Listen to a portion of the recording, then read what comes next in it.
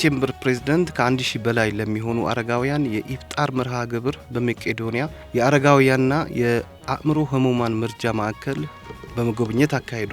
ፕሬዝዳንቱ እንደገለጹት የአዲስ ቼምበርም ሆነ መላው የንግዱ ህብረተሰብ በተለያየ መልኩ ለችግር ለተጋለጡ ወገኖች በቻለው አቅም ከጎን መሆን ማህበራዊ ኃላፊነታቸውን እንዲወጡ አሳስበዋል።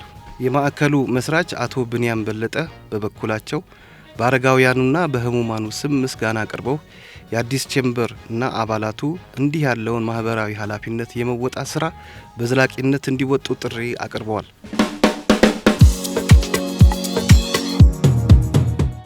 የአዲስ አበባ ከተማ የመደበኛ ንግድ መሰማራት የሚችሉት የከተማዋ ነዋሪዎች ብቻ እንዲሆኑ የሚደነግግ ደንብ ማውጣቱ ተነገረ።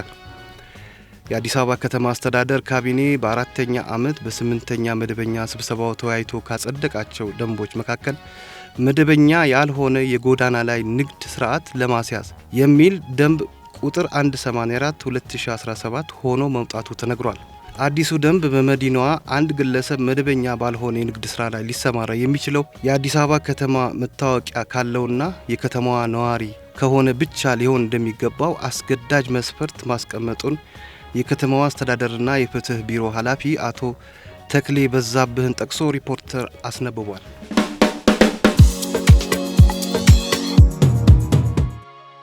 የኢትዮጵያ ቡና ቻይናን ጨምሮ በዓለም አቀፍ ደረጃ ተቀባይነቱ በከፍተኛ ሁኔታ ማደጉ ተነገረ።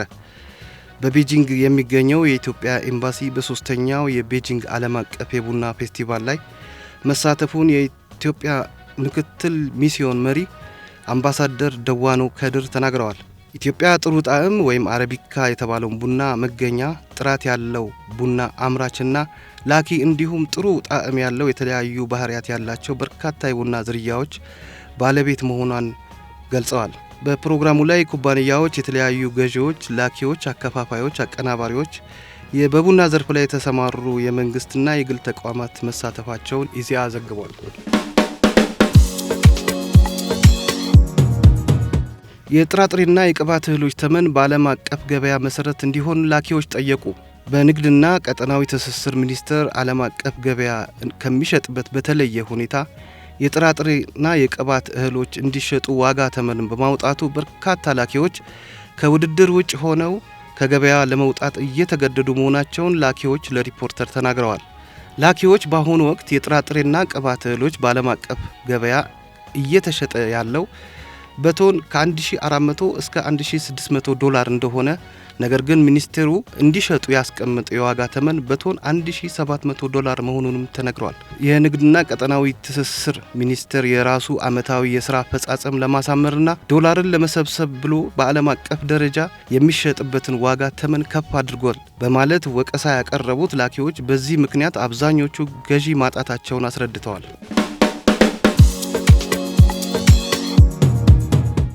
የተለያዩ የገበታ ጨው ምርት አይነቶች ከገበያ ታገዱ። የኢትዮጵያ ምግብና መድኃኒት ባለስልጣን ገበያ ላይ ባደረገው ቁጥጥር 5 የተለያዩ የገበታ ጨው ምርቶች የብሔራዊ ደረጃ ምልክት የመጠቀም ፍቃድ ሳያገኙ ምልክቱን ለጥፈው በገበያ ላይ ውለው መገኘታቸውን አስታውቋል። ምርቶቹ ጥራታቸውንና ደህንነታቸውን ያልተረጋገጠ በመሆናቸው ህብረተሰቡ እንዳይጠቀማቸው ባለስልጣኑ አሳስቧል።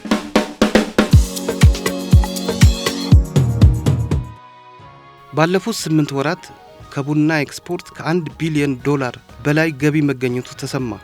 የኢትዮጵያ ቡናና ሻይ ባለስልጣን እንዳስታወቀው ባለፉት 8 ወራት ወደ 269,000 ቶን የቡና ሻይና ቅመም ምርት ወደ ውጪ በመላክ ከ1.2 ሚሊዮን ዶላር በላይ ገቢ ተገኝቷል። በእነዚህ ወራት ወደ 257,000 ቶን የሚጠጋ ቡና በመላክ 1.2 ቢሊዮን ዶላር በላይ መገኘቱን የባለስልጣኑ መረጃ ያመለክታል።